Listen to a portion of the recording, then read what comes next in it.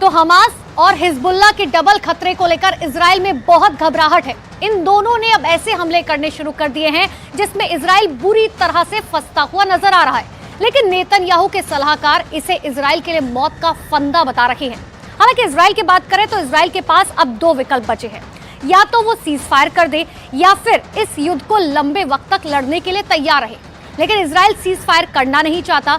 लेकिन सबसे बड़ा सवाल यह है कि लंबा युद्ध लड़ने के लिए उसके पास अब हथियारों की कमी भी होने लगी है और हमास अब इसी बात का फायदा भी उठाने लगा है।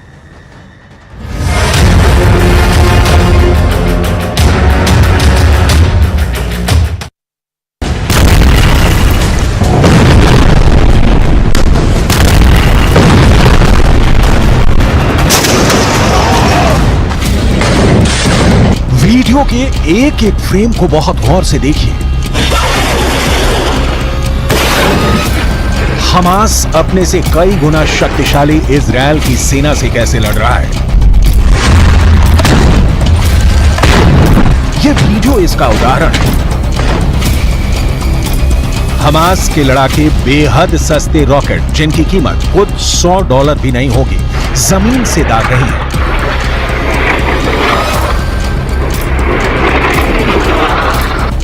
इतना सस्ता और जुगाड़ का रॉकेट हमास ने तैयार किया है कि इजराइल भौंचक्का है। इन सस्ते से रॉकेट के लिए इजराइल को अपने लाखों डॉलर की मिसाइलें खर्च करनी पड़ रही है, क्योंकि गाजा की ओर से आया एक तिनका भी इजरायली डिफेंस के टारगेट पर है और वो इजराइल की सीमा में दाखिल हो उससे पहले नस्तो नाबूद किया जाना जरूरी है।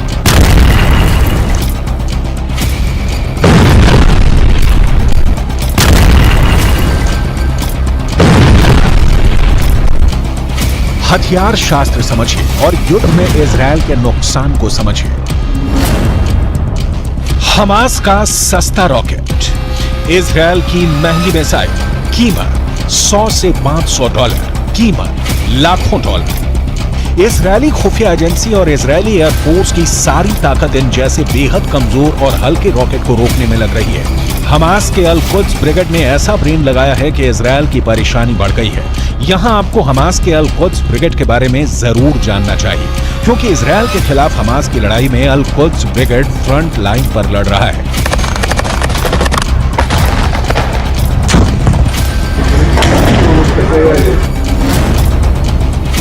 अल कुद्स ब्रिगेड गाजा में हमास के बाद नंबर 2 संगठन है। 1981 से यह संगठन फिलिस्तीन में इस्लामिक राज स्थापित करने के लिए इजराइल के साथ हिंसक जंग लड़ रहा है। अल कुद्स के टॉप लीडर का नाम है जियाद अल नाखल्ला।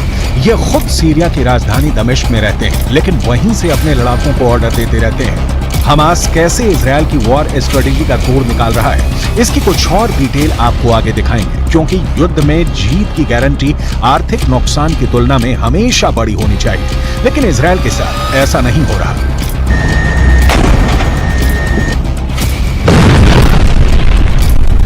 युद्ध में इजराइल को इतने बड़े पैमाने पर अपने संसाधनों और हथियारों का इस्तेमाल करना पड़ रहा है कि अमेरिका से अब इनकी सप्लाई शुरू हो गई है। ठीक यही किस्सा यूक्रेन में भी हुआ था। दरअसल यूक्रेन में यूक्रेन की सस्ती मिसाइलों के खिलाफ रूस को अपने करोड़ों डॉलर की मिसाइलों का इस्तेमाल करना पड़ रहा था।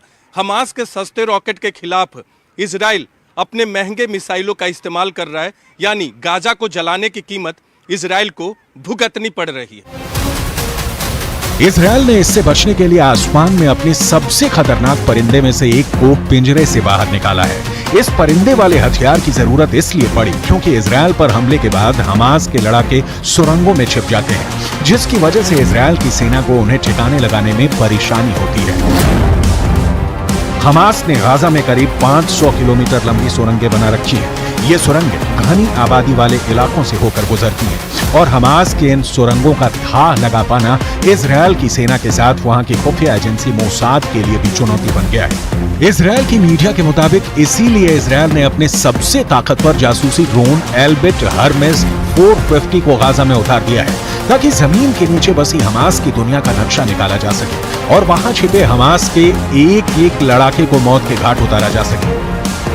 इजरायली मीडिया का दावा है कि ये जासूसी ड्रोन निगरानी के लिए बेहद कारगर है। इसे इतना ताकतवर माना जाता है कि ये पाताल में छिपे दुश्मन का भी पता लगा सकता है। इजराइल की मीडिया के मुताबिक ये ड्रोन एक बार में करीब 20 घंटे तक उड़ान भर सकता है। इसकी रेंज करीब 300 किलोमीटर तक बताई है। एल्बिट हर्मेस 450 ड्रोन करीब 170 किलोमीटर प्रति घंटे की रफ्तार से उड़ान भर सकता है और सबसे खास है इसका रेडार सिस्टम, जो जमीन के नीचे होने वाली हलचल का भी पता लगा सकता है, वो भी 18,000 फीट की ऊंचाई पर उड़ान भरते हुए। इजरायल के पास दुनिया की सबसे लेटेस्ट तकनीक वाले ड्रोन मौजूद हैं। इजरायल के पास हमास के खिलाफ लड़ने के लिए अभी बहुत से हथियार भी हैं, जिनका इस्तेमाल इजरायल युद्ध जारी रहा तो जरूर कर सकता है। दूसरी ओर ड्रोन के स्तर पर हमास भी कमजोर नहीं है। कामिकाज़े ड्रोन टेक्नोलॉजी को ईरान के जरिए हमास के आतंकवादियों तक पहुंचाया गया है। इसके जरिए इजरायल की फौज के हर एक मूवमेंट को हमास के लड़ाके पहले ही जान लेते हैं। काले रंग का कामिकाज़ी ड्रोन आत्मघाती हमलावर है। इसी ड्रोन के जरिए अभी तक आईडीएफ के खिलाफ हमास ऑपरेशन को अंजाम देते आया है। ये यूक्रेन में इस्तेमाल किए जा रहे ईरान के शाहिद ड्रोन का सस्ता वर्जन है। हमास की सुरंगों में अभी काफी हथियार बचे हुए हैं, जिससे जमींदोज किए बिना हमास का संपूर्ण विनाश संभव नहीं है। लेकिन इजरायल के साथ परेशानी यह है कि हमास ही अकेला दुश्मन नहीं है।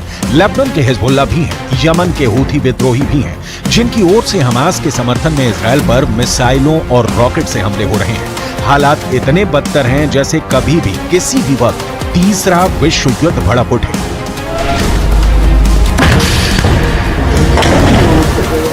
यमन के हूथी विद्रोहियों ने फिर इजरायल को निशाना बनाने की कोशिश की है। इस वक्त लेबनान के हिजबुल्लाह से भी ज्यादा हमले इजरायल पर हूथी कर रहे हैं। इन हूथी विद्रोहियों का आका है ईरान। हूथी विद्रोहियों की मिसाइल लाल सागर से होती हुई दक्षिणी इजरायल के एलट शहर में गिरने वाली थी, लेकिन इजरायल ने लाल सागर से आती हुई उन बैलिस्टिक मिसाइलों को मार गिराने का दावा किया, क्योंकि दक्षिणी इजरायल के एलट शहर में उसका एरो 3 मिसाइल डिफेंस सिस्टम तैनात है, जिसने हूथी विद्रोहियों की मिसाइलों को पहचान कर मार गिराया। הלחימה נמשכת, אין הפסקת אש, אנחנו חוזרים על זה, אין הפסקת אש, אנחנו ממשיכים להילחם. हूथी विद्रोहियों को रोकने के लिए अमेरिका ने लाल सागर में अपना एयरक्राफ्ट कैरियर आइजनहावर उतारा है, तो वहीं हिजबुल्लाह के खिलाफ भूमध्य सागर में जेराल्ड फोर्ड पहरा दे रहा है।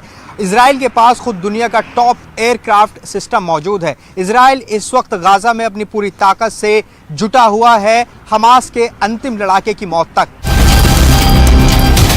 यमन से आती मिसाइल को इजरायल के एरो 3 मिसाइल डिफेंस सिस्टम ने नष्ट कर दिया।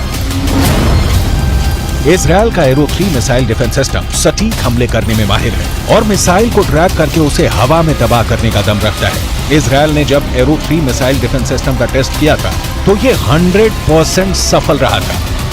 हमास किसी भी स्तर पर इजरायल के सामने नहीं टिक सकता। लेकिन सवाल है कि इस युद्ध का अंत क्या है? क्या किसी साजिश के तहत पश्चिमी एशिया को जलाने की कोशिश की जा रही है? क्योंकि इस वक्त जो साफ दिख रहा है वो ये कि गाजा की आग में आम फिलिस्तीनी मर रहे हैं, लेकिन उस आग में कई दूसरे देश हाथ सेक रहे हैं। दरअसल रूस, ईरान और चीन ये तीनों नहीं चाहते कि माहौल शांत हो, क्योंकि इन तीनों देशों को पता है कि पश्चिम एशिया उनके दुश्मन अमेरिका की कमजोर कड़ी है और इजरायल की वजह से अमेरिका दुनिया में अलग थलग पड़ता जा रहा है, क्योंकि गाजा में जो कुछ हो रहा है उसके लिए अमेरिका को भी जिम्मेदार ठहराया जा रहा है। ये तीनों देश इसका फायदा उठाना चाहते हैं और इसीलिए पश्चिम एशिया के मुस्लिम देशों को अमेरिका के खिलाफ इन लोगों ने खड़ा करना शुरू कर दिया। पश्चिम एशिया के मुस्लिम देशों की संख्या अच्छी खासी है। अगर रूस, ईरान और चीन को Iraq, Jordan, Kuwait, Lebanon, Oman, फिलिस्तीन, कतर, सऊदी अरब, सीरिया, तुर्की, संयुक्त अरब अमीरात और यमन जैसे देशों का साथ मिल गया तो फिर पूरी बाजी ही पलट सकती है। इन सारे देशों के बीच इजरायल अमेरिका के खिलाफ एक होने की ताकत उस लेवल पर कभी नहीं रही, जैसा कि दावा किया जाता रहा है। संयुक्त अरब अमीरात और ईरान के बीच भी सुलगते मुद्दे हैं। 22 देशों का अरब संगठन शब्दों का खेल खेल रहा है। फिलिस्तीन में मानवीय मदद के नाम पर कुछ ट्रकों को भेजे जाने के अलावा इन देशों ने कोई कदम नहीं उठाया।